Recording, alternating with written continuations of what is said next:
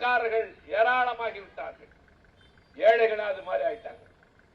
India உலகத்திலே உயர்ந்துட்டு மோடி சொல்றாருல, ஒவ்வொரு நாளும் இரவு, இதெல்லாம் நான் சொல்ற கணக்கு இல்ல, அவங்களே சொன்னதுதான், 22 கோடி மக்கள் இரவு பசிக்கு உணவில்லாமல் பட்டினியோடு உறங்க செல்கிறார்கள்.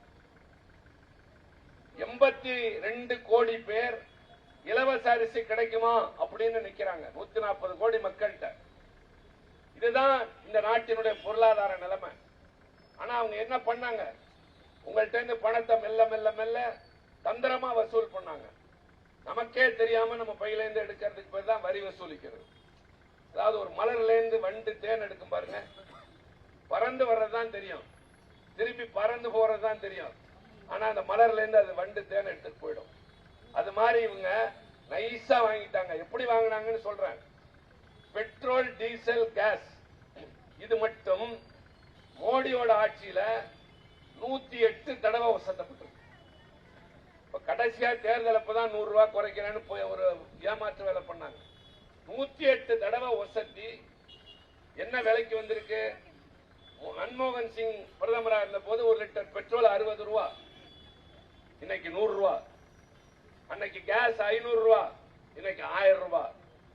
இத்தனைக்கும் இந்த பெட்ரோல் டீசல் செய்யறதுக்கு தேவையான குரூட் ஆயில்ங்கிறது வெளிநாட்டில இருந்து வாங்குறோம்ல, அப்ப விலை கூட இருந்துச்சு. ஆனா மக்களுக்கு கட்டுப்படி ஆகிற மாதிரி கொடுத்தோம்.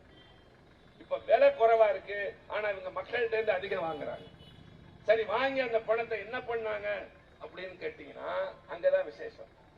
இப்ப இந்த பெட்டி கடை வச்சிருக்காருல, இல்ல பலகார கடை, இவரு போய் ஒரு பேங்க்ல எனக்கு ஒரு 2 லட்சம் ரூபாய் கடன் கொடுங்க, என் கடையை நான் பெருசாக்கணும் அப்படின்னு கேட்டார்னா கேரண்டி இருக்கா? உனக்கு யார் சாட்சி கையெழுத்து போடுவா? ஓடி போகாம கொடுத்துருவியா? ஊர்ல இருப்பியா? இத்தனை கேள்வி கேட்பாங்க கடை வச்சிருக்கிறவரை. ஆனா கேள்வி கேட்பாடே இல்லாமல் சில பெரிய தொழிலதிபர்களுக்கு 10,000 கோடி கொடுத்தாங்க. 2 லட்சம் ரூபாய்க்கு விட கேள்வி 10,000 கோடி கட்டவனுக்கு அள்ளி கொடுத்தாங்க. 12,000 கோடி கட்டவங்களுக்கு கொடுத்தாங்க. அந்த பெரிய மனுஷன் திருப்பி தராம வெளிநாட்டுக்கு ஓடி போயிட்டாங்க. பணம் இருக்குல்ல கையில, அங்க போய் தலைமறைவா கூட இல்ல, லண்டனில் கடற்கரையில் அரை ட்ரவுசரும் தொப்பியும் போட்டுக்கிட்டு ஜாலியா சுத்துறாங்க. அவங்கள புடிச்சிட்டு வர துப்பு இல்ல இந்த அரசாங்கத்துக்கு. ஆனா அவங்க கடன் எல்லாம் தள்ளுபடி பண்ணிடுச்சு. பணக்காரன் வாங்கிய கடனை தள்ளுபடி செய்தார்கள், விவசாயி வாங்கிய கடனை தள்ளுபடி செய்யல. உங்க வீட்டுக்குள்ள படிக்கிறதுக்கு வாங்கின கல்வி கடனை தள்ளுபடி செய்யவில்லை. ஆக ஏழைகளுக்கு எதிரான அரசாங்கமாகவே இது இருக்கு. பாத்தீங்கன்னா ஒரு பொது இடத்துல நின்று நான் அரசாங்கத்தை விமர்சிக்கிறேன். நான் இல்ல, காவேரி பேசலாம், நீங்க வந்து பேசலாம், யார் வேண்டாலும் பேசலாம். அதுக்கு பேர் தான் ஜனநாயகம். ஒரு பொது இடத்துல நின்று ஒரு அரசாங்கத்தை விரல் நீட்டி குறை சொல்லுகிற உரிமை ஒவ்வொரு குடிமகனுக்கும் இருந்தால்தான் அதுக்கு பேர் ஜனநாயகம். ஆனால் நாங்க நாடாளுமன்றத்தில் பேச எந்திரிச்சோம்னால கேட்டுக்கிட்டே இருப்பாங்க. அரசாங்கத்தை குறை சொல்றோம்னா டக்குன்னு எங்க மைக் ஆஃப் பண்றோம், ஒலிபெருக்கி துண்டிக்கப்படும். இந்த இடத்துல மைக் எல்லாம் பேசுறது கஷ்டம். அவ்வளவு பெரிய சபையில எப்படி பேச முடியும்? கத்துவோம், அடி வயிற்றுல இருந்து கத்துவோம். எங்களுடைய தன்மையெல்லாம் மாறி போகும். ரொம்ப நாகரிகமா அமைதியா ஜென்டிலா இருக்கிறவங்க எல்லாம் அதெல்லாம் போயிடும். கத்துன்னு கத்துவோம். நான் சொல்றதை கேளுங்க, தயவு செஞ்சு கேளுங்க அப்படின்னு. கேட்கலன்னா முன்னாடி போறோம்ல, உடனே சஸ்பெண்ட் பண்ணி வெளியே போட்டுருவாங்க. பத்திரிகையிலையும் தொலைக்காட்சியிலையும் இதை காட்டுறதை நீங்க பார்த்துட்டு உங்களை எல்லாம் பேச அனுப்புனா நீங்க எல்லாம் போய் கலாட்டா பண்ணிட்டு இருக்கீங்களா?